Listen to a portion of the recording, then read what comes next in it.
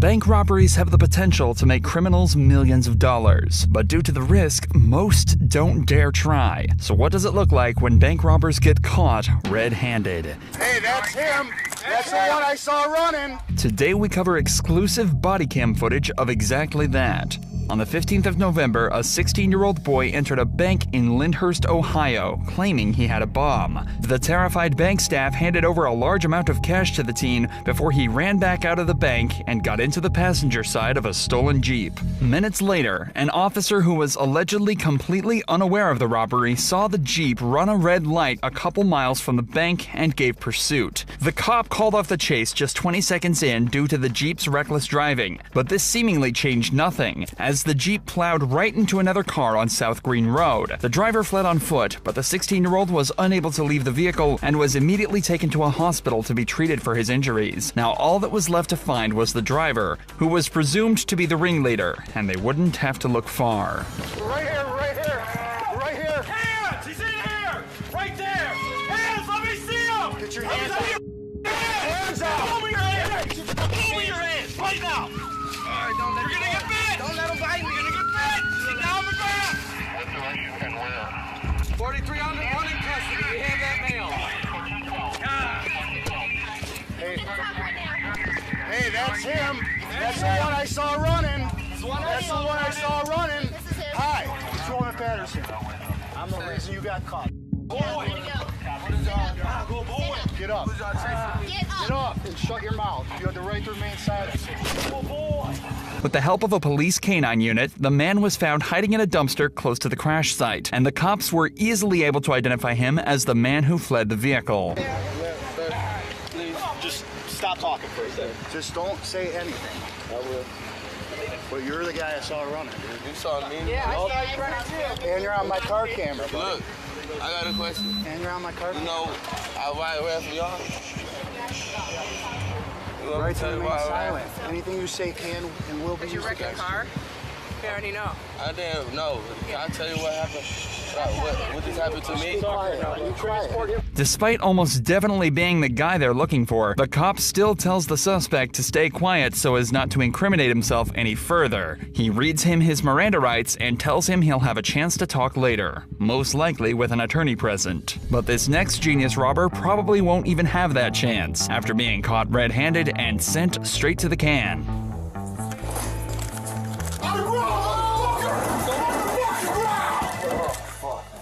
That guy made it extremely easy for the cops, but the next robbers had absolutely no intention of helping them out whatsoever, initiating a massive police chase after stealing thousands of dollars from a nearby bank. A man noticed two people running into a bank in masks and hoodies, and immediately dialed 911 to report the activity. Unfortunately for the robbers, though, the man was an off-duty officer, and he was willing to get directly involved and help bring them down. 911, where is your emergency? I think those guys are hitting the Dollar Bank right now. Yep. Okay, you think there's a bank robbery occurring at 7500 Chippewa? Okay, bank robbery, 7500 Chippewa. Okay, got it. Camry. Okay, black Toyota Camry. Okay. We're pulling on the Chippewa, going towards Brecksville Road. Pulling onto Chippewa, going onto Brecksville Road. Taking a Okay. left. He's going around traffic. He's going around traffic. He's gonna make a. He's going straight. He's going around traffic. He's going straight to the highway. Just straight. Camry, no plate. No plate. The off-duty officer gives a detailed description of the suspects and vehicle, and gives the dispatcher enough information for 2 patrol units to station themselves where they think the Camry is heading. And luckily enough, less than 2 minutes later, they spotted it. Okay, they're all coming. Still approaching Walling. Okay, approaching Walling. Is he speeding up? No plate. Westbound. 40 westbound. I'll be in pursuit. Going eastbound. Traffic heavy. We're going to be approaching the bridge. Speed 90. Traffic heavy. 58, you copy this? You're going to be approaching the bridge here in a second. As soon as the patrol vehicles make visual contact, the dispatcher moves out of the way and lets the pursuing cops take over the communication. Their job is to give live updates on the vehicle's location and any possible safety hazards to them or the public. When traffic is heavy like this, the cops have to be extra careful and decide whether or not to even keep chasing in the first place. But these cops aren't giving up anytime soon. 80, traffic heavy on the bridge, trying to make it through cars here. He's in the speed lane. We're in the middle of the bridge, crossing over into Valley View. I don't know if he's going to be getting off at transportation or not. Getting off at transportation, speed 90, slowing.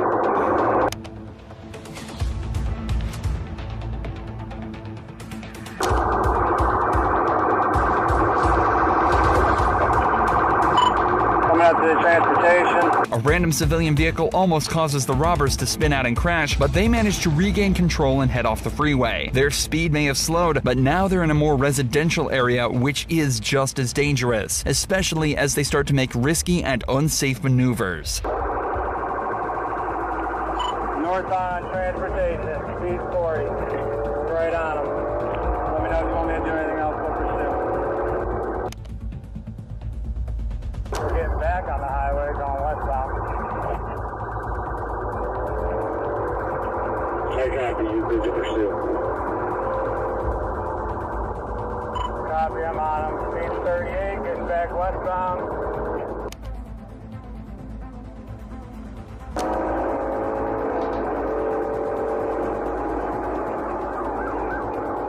Back on the highway, the Camry is hitting over 100 miles an hour while weaving through heavy traffic, and it stays like this for another 4 minutes. The cops have set up a roadblock ahead in hopes that they can stop the robbers in their tracks, but somehow they left an off-ramp free for them to slip away on. They're getting off at the fleet exit. Speed 50. This once again forces the Camry into a residential area where it's free to make increasingly dangerous moves. We're going to be coming up to East 55th and Broadway.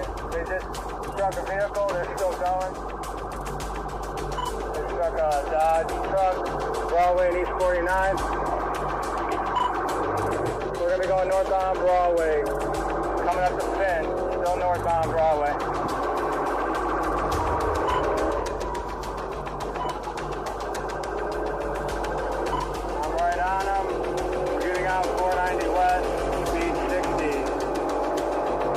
The robbers head back onto the highway for the last time before once again taking an off-ramp into a residential area. But it seems all this high-octane driving has gotten the better of them, and they end up making their worst decision yet. Exiting Lorraine.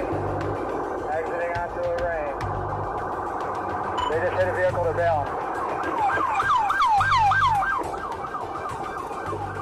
One male bailed.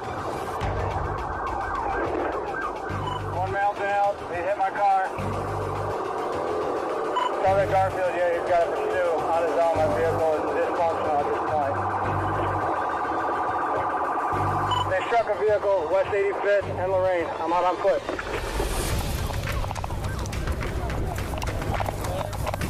Cuffs. I got cuffs. We got one in custody. 89th and Lorraine. I think I broke my finger. Yeah, we're good. You guys good? Both good? Good job.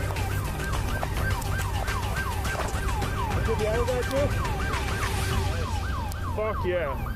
In case you missed it, one of the robbers actually exited the vehicle thinking it was time to bail, but he suddenly had second thoughts and got back in, losing them distance from the cops. Then, as they sped out across an intersection, a civilian vehicle rammed directly into the side of them, spinning both cars out and leaving the robbers to be easily detained. This next arrest was just as easy too, but it was what happened after that left the cops in shock. Just 1 second, somebody take my glasses off my face. Take the glasses panic off? attack, bro. I got you. You need some air? I mean, I gotta be honest with you, man. This man wearing a mask and sunglasses was spotted suspiciously passing a note to a bank teller in broad daylight. Somebody obviously thought this was sketchy and decided to call the cops, fearing he was trying to rob the bank. Now it's up to the man to explain his way out of this. It's a medical assistant that works in my house that prefers to be paid in cash. every time I make a withdrawal to pay her, you know, because it's a large amount, she works a lot. Yeah.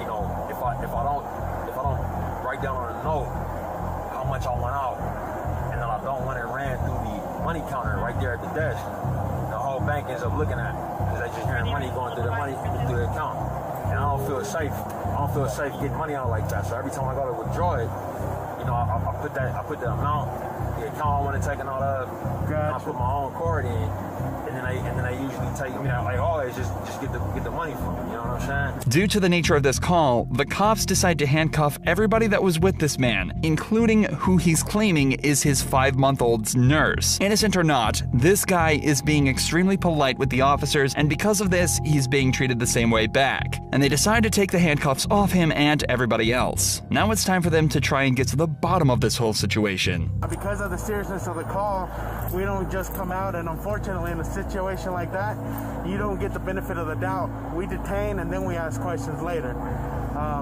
That's exactly what I went inside for. Hey, you can take them out, the other people that are handcuffed. So that's why we come out with weapons. That's why you're detained, and then we ask questions later because of the nature of the call. I gotta get all y'all names. Yeah, that's fine. Yeah. If you got something to write on, do you have anything? I'm not reaching into nothing, grabbing nothing. So y'all can give me something to put down on. Y'all can put it down. All right, good. We can get you something. We'll get you something that give you everybody's names on it. Hey, y'all do me a favor and write down all our names and put it on a paper form. You don't have nothing to write on. Just put all of us. To everyone's credit, they've all done an incredibly good job at preventing this from escalating. Each party is conscious of the other's perspective and is trying their best not to make them feel uncomfortable. But the cops still aren't exactly sure what it was that the man was trying to do. Have you ever considered speaking to them before you make a transaction like that? Have you ever had something like this happen? Have I ever been arrested? No. Wait, what? Listen to what he said. Have you ever? No, I am listening. Okay. Have you ever considered speaking to them about what it is you're trying to do prior to doing? So can I explain something to you? Yeah. I'm not trying to out here, bro. Like, I'm not saying out loud how much money I'm taking. That's what I'm saying. I'm not talking about speaking to somebody like that. I'm saying, hey, can I speak to a manager in an office somewhere? Have you ever considered doing something like that? Up to this point, every Bank of America I ever gone to, never happened. Gotcha. You know what I'm saying? The situation is obviously very frustrating for the man. He's been approached by armed officers and detained while just trying to do his daily business. Realistically, nobody here is at fault. It's just a huge misunderstanding. One that likely wouldn't have been made if the cops knew who the man was. They later found out it's Ryan Coogler, the director of the billion-dollar movie Black Panther. Someone who is definitely going to be withdrawing fairly large amounts from the bank. Apparently, this is something he frequently does. He walks into the bank, hands over a note explaining the amount he needs withdrawing and that he doesn't want to say it out loud for safety reasons, and gives them his bank card. But this time, someone thought that was suspicious and decided to call the cops, claiming they were witnessing a bank robbery. If Ryan hadn't been so calm and polite throughout this interaction, it's likely things could have gotten out of hand very quickly, just as they did in this robbery case. This case was a little harder to explain away than Ryan's, though, as it started with two men storming the bank with handguns and ordering everybody on the floor. The men then took a large amount of cash and fled to a gas station where they jumped in a brown van and sped away. The officers saw the van heading west on the freeway and stopped the vehicle, but they clearly didn't have plans to stick around for long. What's your player pulling up in front of you? It's a defense or hold the air for their dog. You can take him off. I'm behind him. We're still only doing 43 miles an hour. The thing about vans, though, is that they're not well known for their prowess in high-speed chases, and in less than 30 seconds, one of the pursuing vehicles manages to get in front to box it in.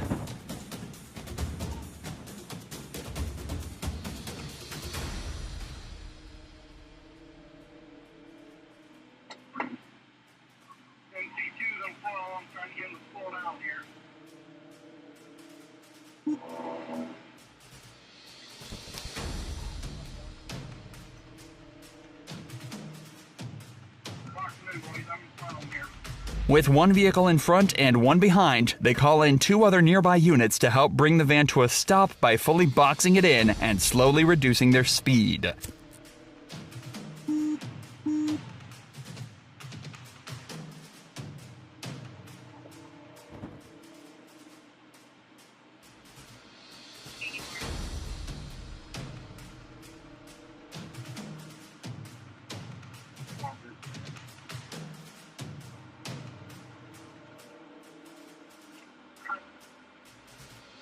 but the van somehow manages to break free and continues to head down the freeway tailed by 4 police cars. But the plan hasn't changed, and the cops attempt to set up the maneuver for a second time.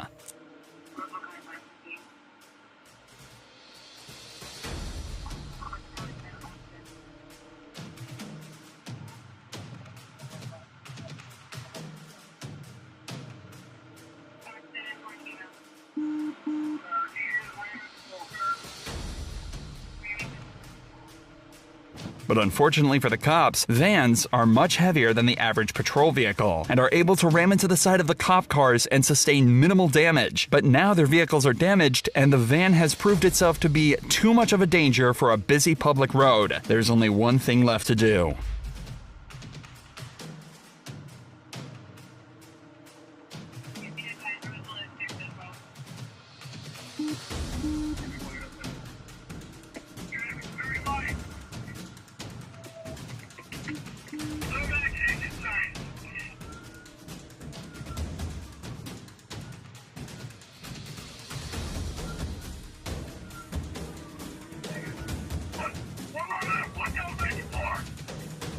The suspect vaults over to the other side of the interstate, but is taken down by a taser shortly after making it across the road. Miraculously, nobody was hurt during the chase, and the suspects were both taken into custody.